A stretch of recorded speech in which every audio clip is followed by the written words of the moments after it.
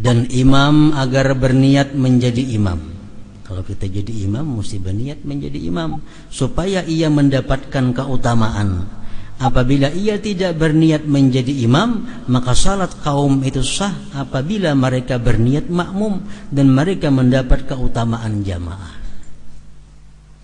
Kalau sembahyang selain Jumat, si imam kada berniat jadi imam, orang di belakang berniat jadi makmum, nah dapat pahala di belakang, imamnya kada. Kalau sembahyang Jumat kada sah itu, karena syaratnya berjamaah. Ia imam membaca dengan pelansir, bagi artinya akan doa istiftah, begimit saja itu, dan ta'awuz, auzubillah, begimit juga, seperti orang yang salat sendirian. Dan ia si imam nyaringkan al-fatihah dan surah pada seluruh rakaat salat subuh dan 2 rakaat pertama isya dan maghrib, menyaring. Demikian juga orang yang salat sendirian sama, menyaring juga. Dan ia nyaringkan ucapannya amin di dalam salat jahriyah, salat nang benyaring, aminnya nyaring juga. Yang fatihah dan surah dibaca nyaring.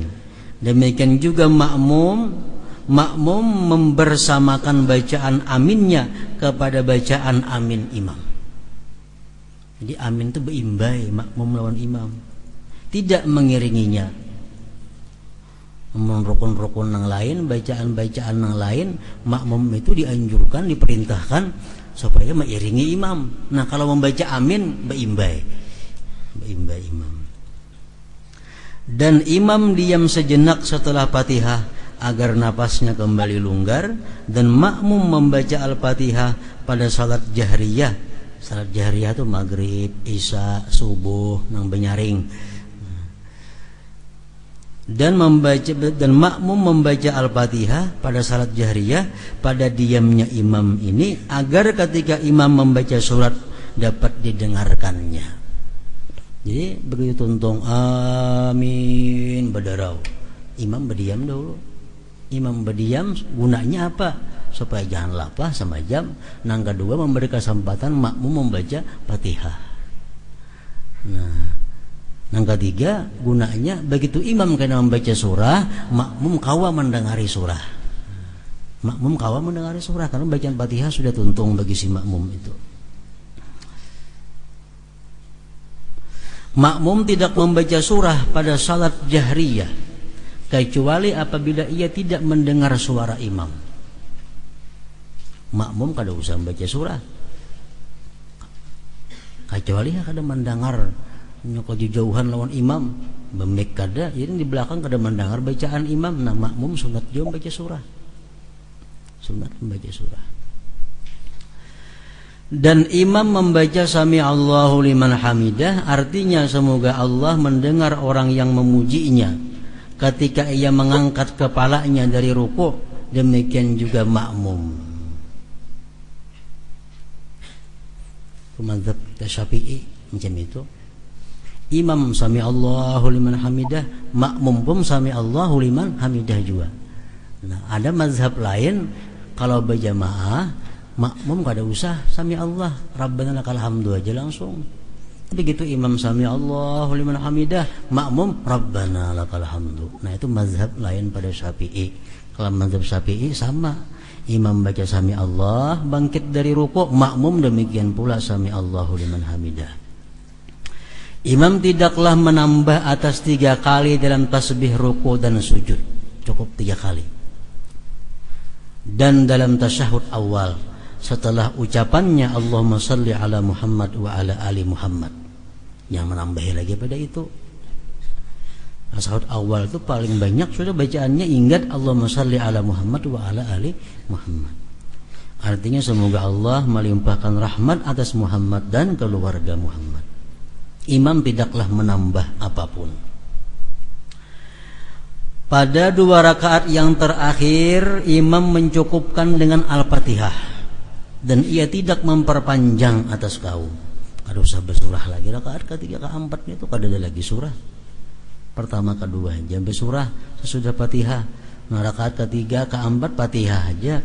Dan pada tasyahud akhir ia si imam tidak menambah doanya atas kadar tasyahud dan salawat atas Rasulullah sallallahu alaihi wasallam.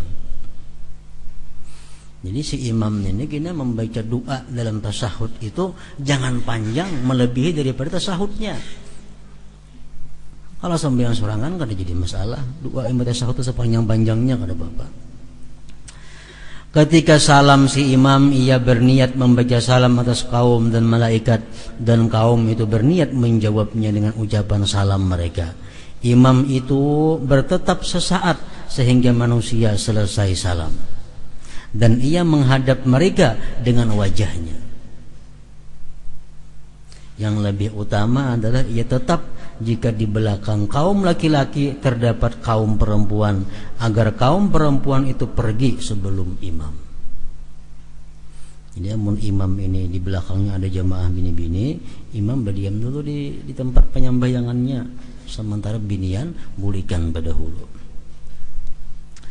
Dan seseorang dari kaum itu tidak berdiri sehingga imam berdiri dan pergi kemana ia kehendaki, yaitu ke kanan dan kirinya. Imam tuh bulik kada jadi masalah, ke sebelah kanan kah buliknya, jalan kiri kah buliknya kada jadi soal.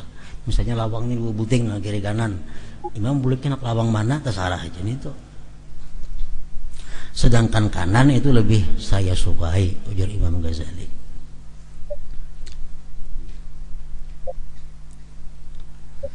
Macam membaca wirid biasanya. Nah, membaca wirid itu ada sebagian ulama yang mengatakan si imam ini menghadap ke makmum, jamininah membaca wirid. Ada sebagian ulama fikih mengatakan imam menghadap ke pinggir sana, nah, makmum di sebelah kanan, macam kita biasa. Nah, ada yang demikian pendapat.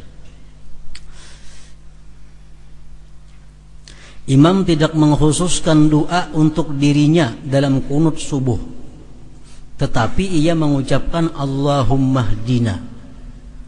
Si imam, ada boleh imam Allahumma hdini biman, ada boleh, makruh itu. Karena diaminakan orang bang, orang kan amin ya orang. Nah, jadi mesti ihdina, kami artinya ya Allah berikanlah petunjuk akan kami. Imam tidak boleh mengkhususkan doa untuk dirinya di dalam kunut subuh, tetapi ia mengucapkan Allahumma hdina, artinya ya Allah berikanlah petunjuk akan kami. Dan ia menyaringkannya, dan kaum itu mengaminkannya, dan mereka mengangkat tangan mereka membetuli dada.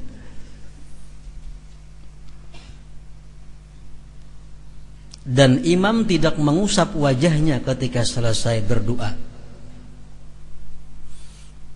Jadi mengandak tangan Mbak Amin kunut itu membetuli dada. Ada nang Mbak Amin nang macam ini, ada nang macam ini. Dalam kitab Busral Karim disebutkan nang lebih baik itu nang macam ini. Walaupun macam ini boleh aja juga. Nah, ranggang nih. Ada dinto, nah dinto yang bagus, lebih disukai. Dan imam itu mengusap wajahnya ketika selesai berdoa.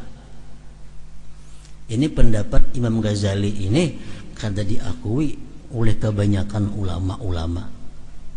Jadi imam itu sudah tuntung baca kunut, nah nyapi muha, anyar sujud. Nah, pendapat kebanyakan para ulama-ulama fikih kada usah menyapui muha itu, langsung aja turun ke sujud.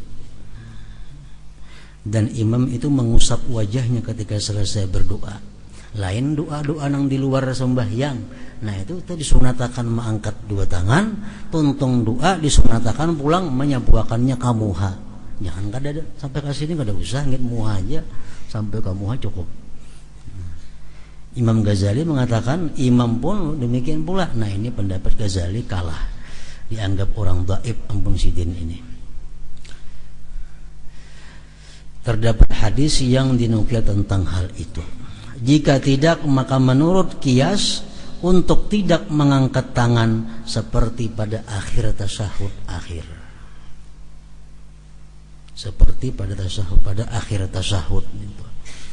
Jadi bakunut ini ada ulama yang mengatakan bahwa kada usah angkat tangan bakunut itu. Macam doa-doa yang lainnya kita kada angkat tangan kalau Allahumma ghafirli warhamni tadi kan. Ada angkat tangan duduk antara dua sujud kada ada kalau. Kada ada. Kayaknya di ujung tasyahud akhir kita berdoa pulang, Allahumma inni a'udzubika min adzabil qabri. Adalah kita mengangkat tangan, kada ada kalau. Nah, kunut pun kada usah angkat tangan juga. Ada pendapat ulama demikian. Ada lagi pendapat ulama pulang doa-doa yang lain itu kada usah angkat tangan kecuali kunut. Nah, kecuali kunut. Pendapat Imam Ghazali pulang angkat tangan dan tuntung mengusapkannya ke wajah. Nah, 3 pendapat ini. Nah, kemudian larangan-larangan di dalam sembahyang.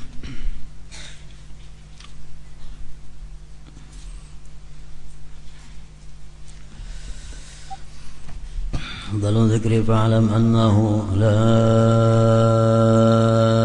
ilaha illallah Muhammadur Rasulullah la ilaha illallah Muhammadur Rasulullah la ilaha illallah Muhammadur Rasulullah la ilaha illallah la ilaha illallah la ilaha illallah la ilaha illallah la ilaha illallah Allahu Allah Allahu Allah Allahu Allah Allahu Allah Allahu Allah Allahu Allah Allahu Allah Allahu Allah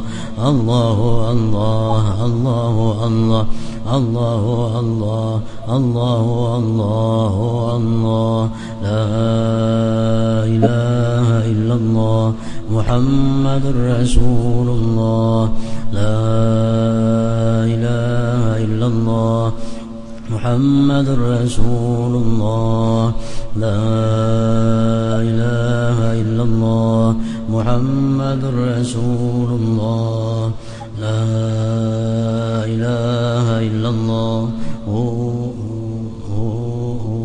Al-Fatihah.